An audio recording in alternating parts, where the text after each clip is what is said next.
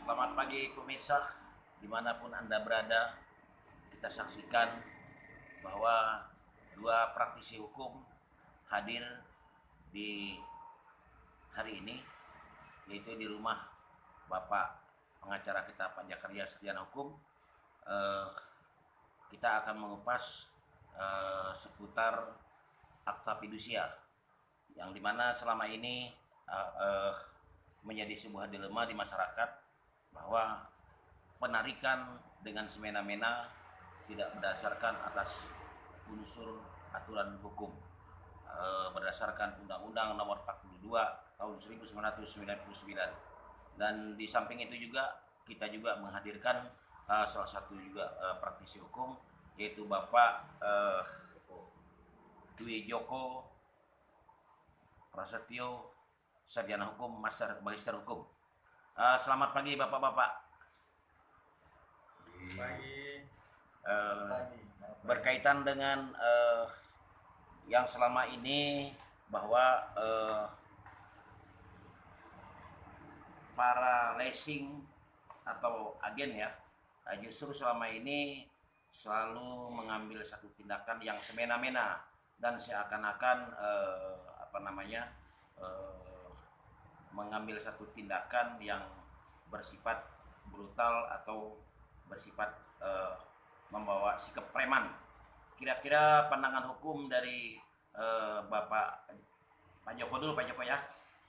Gimana Pak Joko melihat secara secara pandangan hukum itu?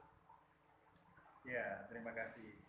Kebetulan kita sama-sama ada di rumah di kantornya Bapak Sagaria Sarjana Hukum. Saya pikir ini sudah bisa dipakai langsung oleh Pak Sagaria terkait dengan perkara atau persoalan masalah fidusia. Satu hal yang harus digarisbawahi ini adalah bicara tentang kepercayaan. Fidusia adalah bicara tentang kepercayaan. Tentu semua itu diatur di dalam aturan-aturan terkait dengan masalah kepercayaan ini. Kepercayaan yang dimaksud adalah karena ini bicara fidusia, berarti kita bicara tentang barang yang bergerak. Barang bergerak. Kalau barang yang tidak bergerak disebut dengan hipotek. Kalau barang yang bergerak, fidusia. Tentu fidusia ini adalah sebuah perjanjian yang diatur tentunya antara kreditur, debitur terkait dengan masalah leasing dan sebagainya. Kalau namanya perjanjian dibuat dua belah pihak, tentu saya menekankan bahwa kehadiran kedua belah pihak tentu penting, karena ini nanti akan dikeluarkan atau ini dibuat di depan notaris dan muncullah akta fidusia. Dengan dasar akta fidusia ini, maka langkah berikutnya adalah pengajuan pendaftaran ke Kementerian Hukum dan HAM. Dalam hal ini kita punya wilayah masing-masing. Di Kalimantan Barat tentu kita daftarnya di Kanwil, Kementerian Hukum dan HAM. Sehingga ada dua hal yang harus kita pahami, ada akta fidusia dan ada sertifikat fidusia. Permasalahan yang sekarang muncul adalah terkait dengan pertanyaan tadi, munculnya terjadi perampasan dan lain sebagainya. Ini karena pemahaman yang berbeda. Perlu diketahui, apapun bentuknya, namanya akta fidusia, jelas kedua belah pihak harus menghadap ke notaris. Ya, kemudian nanti ya di notaris itu ya saling memberikan. Sudah diatur itu semuanya. Ada Perkap Kapolri itu menerangkan tentang kalau misalnya dari leasing ya ada masalah dengan konsumen, maka dengan dasar itulah maka bisa mengajukan permohonan kepada kepolisian untuk minta bantuannya dalam kaitan dengan penarikan motor atau mobil seperti itu. Tetapi kalau itu tidak dilakukan, maka yang terjadi adalah ya bisa kita kedudukan sebagai suatu pelanggaran pidana. Nah, karena di situ nanti muncul ada istilah prapuasa, ada istilah pencurian dan lain sebagainya. Sekali lagi, perusahaan leasing diberikan kewenangan, apalagi juga diatur di dalam peraturan Menteri Keuangan, sangat jelas sekali. Jadi ini semua sudah diatur. Jadi kalaulah ada hal-hal yang sifatnya terjadi di lapangan dan lain sebagainya, saya menegaskan bahwa selagi itu tidak sesuai dengan prosedur, ya kita harus ingatkan kepada pihak-pihak yang merasa dirinya punya hak untuk mengambil barang yang bergerak, misalnya mobil, motor, seperti itu. Kita harus ingatkan. Kalau masih diingatkan tidak mengindahkan, maka kita punya kewajiban untuk melaporkan juga kepada penegak hukum, dan kewajiban kita adalah menyampaikan. Dan saya ingatkan, jangan sekali-sekali kita membuat atau menyerahkan tatkala ada pihak ketiga yang datang ke rumah, ke jalan dan sebagainya. Saya ingatkan, jangan coba-coba untuk kita membuat dokumen, ya, menyerahkan, ya, jangan menyerahkan mobil atau motor untuk kita tanda tangani. Karena dengan adanya menyerahkan, dengan pernyataan menyerahkan sebagainya, berarti kita sudah melepaskan hak kita. Nah, oleh karena itu jangan sampai itu kita lakukan. Jadi untuk selanjutnya, ya, sahabat saya, rekan saya yang ganteng, ini pengacara yang paling ganteng di antara yang ganteng-ganteng. Silakan. Baik, Pak Jakaria, sarjana hukum. Kalau kita melihat Undang-Undang Nomor 42 tahun 1999, di situ tersirat pasal 35, dan di dalam pasal 35 itu dijelaskan lengkap, dan tidak ada di situ namanya debt collector. Kira-kira kalau misalnya debt collector di situ ikut campur dalam urusan itu, kira-kira pandangan hukum gimana, Pak? Jadi saya mulai dari pengertian fidusia itu adalah pengalihan hak kepemilikan secara sukarela, ya kan? Nah, dibuat dalam akta notaris, kemudian keluar sertifikat akta fidusia. Nah, akta fidusia ini, sertifikat ini menyebutkan sama seperti putusan pengadilan berdasarkan ketuhanan yang Maha Esa. Itu dari dalam sertifikat itu disebutkan di atasnya. Artinya itu sama dengan putusan pengadilan. Jadi pemilik fidusia kapan saja boleh menarik motor yang bermasalah, menunggak maksudnya. Tapi dengan catatan bahwa harus membawa akta fidusia menunjukkan kepada si penerima fidusia. Nah, si pemberi fidusia ini adalah pemilik. Jadi kalau seandainya dia untuk menarik motor, mobil yang sudah memiliki akta fidusia, dia sudah menunjukkan kepada konsumen bahwa itu adalah dasarnya untuk melakukan penarikan. Nah, kalau mereka tidak menarik tanpa menggunakan fidusia, itu namanya perampasan. Nah, tadi teman kita ada mengatakan bahwa ada perkap Kapolri, betul itu, kemudian diatur juga dalam beberapa peraturan Menteri Keuangan yang mengatur masalah mekanismenya. Jadi kalau seandainya ada pihak-pihak ketiga menarik tanpa memperlihatkan sertifikat fidusia, kita jangan mau menyerahkan. Dan biasanya kalau pihak-pihak pemberi fidusia ini, mereka menggunakan debt collector. Nah, itu sudah menyalahi aturan. Itu bisa kita laporkan ke kepolisian sebagai perampasan. Nah, itu Pak. Baik, Pak. Di sini kita ke Pak Dwi Joko Prianto, sarjana hukum, magister hukum lagi nih. Ini kan Pak berkaitan dengan undang-undang, masih dengan Undang-Undang Nomor 42 tahun 1999, dan di sini juga membicarakan akta fidusia yang diatur dalam pasal 35.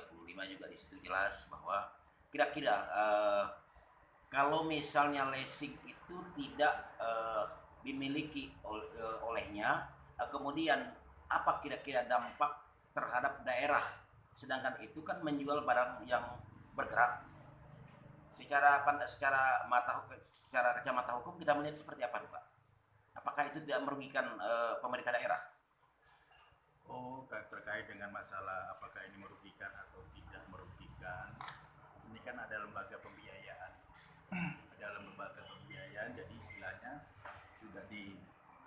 ada lembaga pembiayaan yang memang sudah diatur di dalam peraturan perbankan. Jadi kita melihatnya, kalau kami melihatnya pasti kewajiban-kewajiban tetap harus dipenuhi ya, bagi perusahaan leasing. Nah, tentu harus dipenuhi kewajiban-kewajiban ini.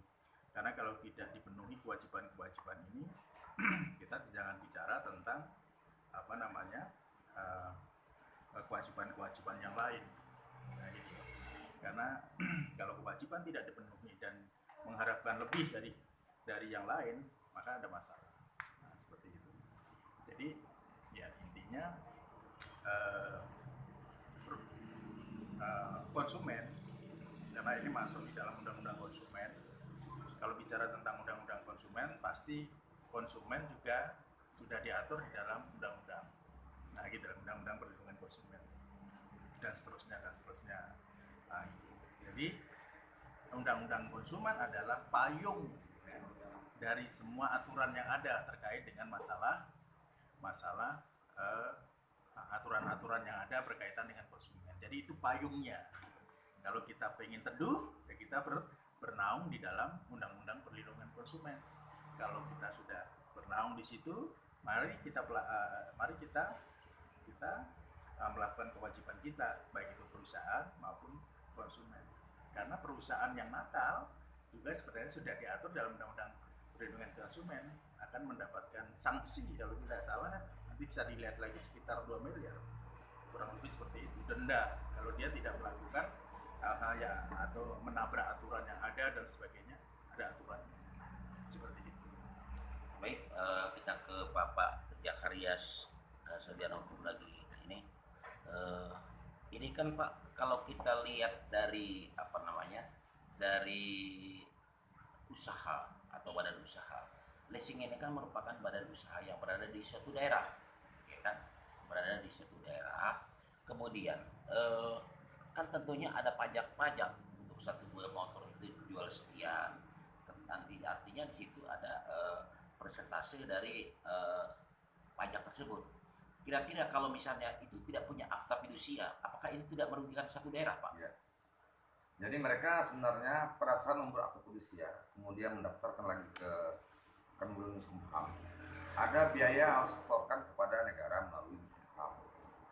Nah, itu namanya pendapatan negara bukan dari pajak, tapi sama dengan pajak. Nah, setiap unit yang dijual menggunakan akta fidusia harus daftarkan, dan itu harus ada pembayarannya ke negara. Jadi bukan daerah yang dirugikan, tapi negara karena ini menggunakan aturan pusat, undang-undang, kemudian aturan menteri keuangan sebagainya. Jadi ini income negara, bukan income daerah. Nah, yang menyangkut daerah itu berhubungan dengan masalah balik nama dan sebagainya, itu ke daerah. Tapi kalau untuk pemasukan untuk negara dari akta fidusia ini, nah mereka dengan tidak mendaftarkan ke akta fidusia, berarti mereka sudah menggelapkan pajak. Satu unit berkisar antara 25.000 sampai 50.000 per unit. Nah, kalau seandainya sebulan dia bisa menjual unit itu sejumlah 1.000 unit misalnya, dikalikan setahun dan seterusnya, artinya negara sudah dirugikan. Jadi kalau misalnya mereka tidak punya akta fidusia, otomatis negara sudah dirugikan. Selain negara dirugikan, konsumen juga dirugikan. Kenapa? Karena konsumen kan uang itu kan uang yang diserahkan oleh konsumen ke pihak finance. Nah, pihak finance lah yang membayarkan ke Kumham, melalui ke negara melalui Kumham. Jadi mereka wajib membayar. Jadi yang tidak membayar itu berarti kerugian bagi negara. Dan itu masuk penggelapan pajak. Itu Pak ya. Baik, kita ke Pak Dwi Joko, sarjana hukum, magister hukum. Kita juga mempertanyakan masalah gini, Pak. Kadang-kadang kan seseorang itu kan mengambil sebuah motor, Pak. Mengambil sebuah motor, kemudian dialihkan ke pihak ketiga misalnya. Tapi bukan berarti menjual, hanya menitip. Kira-kira kalau dalam kacamata hukum itu boleh tidak kalau begitu, Pak? Ya, saya tidak langsung menjawab tentang boleh atau tidaknya. kalau saya melihatnya tentang perjanjian itu sah atau tidak.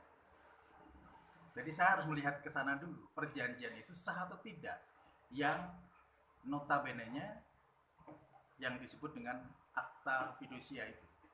Nah, perjanjian itu sah nggak? Kalau namanya tadi saya sudah jelaskan bahwa perjanjian itu sah apabila kedua belah pihak menghadap, ya, karena lembaga yang diberikan kewenangan untuk pengesahan masalah perjanjian tentu notaris. Sekarang persoalannya adalah ya, yang secara umum kasat mata kita lihat adalah konsumen ini tidak pernah datang ke notaris. Ya, saya tahu setelah saya pelajari kenapa itu mereka tidak datang ke notaris. Karena ada perjanjian intern yang kecil-kecil itu tulisannya tidak dijelaskan kepada konsumen. Di dalamnya itu sebenarnya sudah ada surat kuasa untuk menghadap notaris dan seterusnya. Tapi kan itu tidak dibenarkan. Nah gitu loh. Dan saya mau katakan bahwa kalau itu aja sudah dilanggar, bagaimana kita mau bicara tentang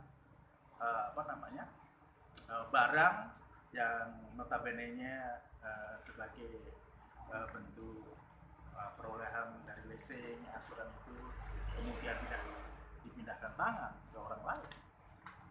Perjanjian awalnya itu ada salah. Tentu kita tidak akan menggunakan. Nah, walaupun di dalam perjanjian itu di situ disyaratkan tidak boleh. Tetapi karena perjanjian awalnya sudah cacat, ya kita harus bicara tentang cacatnya dulu. Ya, jangan disalahkan orang lain untuk memindahkan atau mungkin memindahtangankan kepada orang lain. Tapi ingat, memindahtangankan bukan berarti mengganti nama dalam BPKB atau STNK. Oh tidak. Nah, dilepaskan kepada orang lain pun masih atas nama dirinya. Coba perhatikan baik-baik. Nah, terkait dengan masalah leasing, itu atas nama siapa juga? Atas nama pemilik leasing, pemilik orang yang konsumen. Siapa namanya? Itu sah menurut hukum. Jadi istilahnya di situ bukan nama orang lain atau nama leasing, enggak, nama pemilik. Nah, gitu loh. Baik, Pak Joko, kira-kira apa yang harus Bapak sampaikan kepada seluruh lapisan masyarakat, terutama agen motor atau leasing, yang saat ini menjadi sebuah dilema di masyarakat. Kadang-kadang mengambil secara paksa, kemudian tidak mengarah kepada aturan hukum yang sebenarnya, dan bukan hanya itu, justru juga kadang-kadang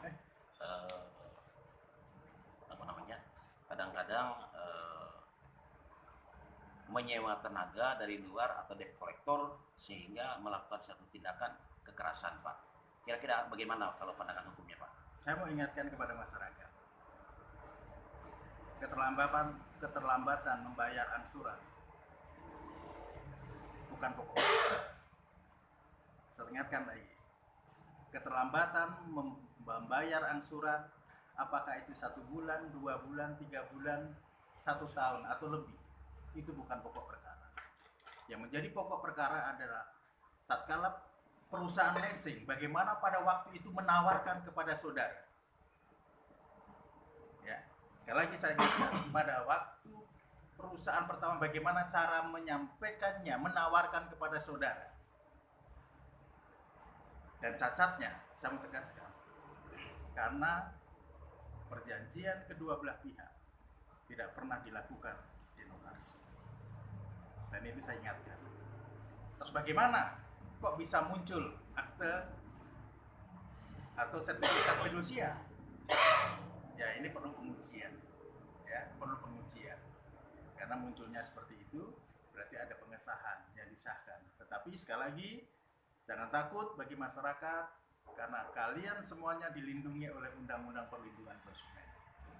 Kalau ada masalah tentang leasing, hubungi saya, Dwi Joko, Pak Sakarias, tim Gaya, hubungi saja. Hubungi saja, kontak saja, dan jangan sekali-sekali menyerahkan kepemilikan motor atau mobil kalian, walaupun itu ada keterlambatan. Kalau ada pihak-pihak yang lain, pihak ketiga, atau tadi yang disebut sebagai debt collector yang ingin mengambil atau mengeksekusi mobil Anda. Sekali lagi, eksekusi mengambil bukan kewenangan debt collector, tapi kewenangan pengadilan. Jadi, laporkan saja. Hubungi pengacara saudara. Pengacara saudara di mana saudara berada. Kalau di wilayah Menggalang, ini ada pengacara saya yang ganteng, Pak Jakarias Sarjana Hukum. Ya, nanti bisa dibantu. Dan ada juga teman saya itu Pak Onismo, Pak Oni itu juga bisa bantu. Sekali lagi, penekanan saya, keterlambatan mengangsur bukan pokok perkara. Tapi pokok perkara adalah masalah perjanjian awal. Seperti apa? Perjanjiannya cacat, maka cacatlah semuanya itu. Maju terus. Sukses. Baik. Kita ke Pak Jakarias mungkin yang terakhir. Pak Jakarias, ini kan wilayah hukum Kabupaten Bengkayang, Pak Jakarias ya. Jadi wilayah Kabupaten Bengkayang ini mungkin para konsumen ini selalu rentan dikejar-kejar oleh leasing yang keterlambatan membayar. Justru di sini sehingga yang maju kolektor, kemudian justru kolektor tersebut adalah oknum. Kira-kira bagaimana pandangan hukumnya, Pak? Kalau sudah melanggar undang-undang, kan tidak pidana perbuatan melawan hukum. Jadi mereka patut proses secara hukum. Nah, saran saya sebenarnya untuk badan usaha lah ya, baik PNM maupun usaha lainnya, sebaiknya pada saat membuat perjanjian dengan konsumen, daftarkanlah ke BPH supaya mendapatkan akta fidusia. Jadi ada kepastian hukum bagi pelaku usaha untuk melakukan usahanya apabila konsumen lalai melakukan kewajibannya. Nah, untuk konsumen, apabila pihak finance menggunakan pihak ketiga menarik motor, cepat laporkan ke pihak kepolisian karena itu adalah perampasan. Baik, pemirsa, dimanapun Anda berada, Anda bisa mengerti dan memahami bahwa sejauh mana fungsi dan makna daripada akta fidusia yang diatur di dalam Undang-Undang Nomor 42 tahun 1999 itu. Dan dua praktisi hukum juga ini sudah menjelaskan bahwa apapun bentuknya, kalau berkaitan dengan kredit atau berhubungan dengan leasing, itu bukan pokok perkara ya Pak ya. Dan diharapkan nanti ke depan angsuran itu bukan keterlambatan, angsuran bukan pokok perkara, tapi perjanjian awal yang dibuat di kedua belah pihak ini seperti apa. Itu yang nanti akan menjadi persoalan karena kita diatur di dalam undang-undang perlindungan konsumen. Semua diatur di dalam undang-undang konsumen, tidak ada kata lain. Kita tunduk, kita taat, dan kita melaksanakan supaya kita enak semuanya. Perusahaan enak, para konsumen juga enak, sehingga semuanya itu bisa berjalan dengan baik. Demikian hasil wawancara kita dengan dua praktisi hukum di sini, yaitu Bapak Jakarias Sarjana Hukum dan Pak Dwi Joko Sarjana Hukum, Magister Hukum. Harapan beliau juga berdua mengatakan bahwa mari patuhi aturan hukum, jangan dilanggar, karena hukum itu adalah kekuatan yang sudah merupakan ikatan yang paling terkuat, dan tidak ada basa-basi bahwa hukum itu adalah hukum. Selamat pagi.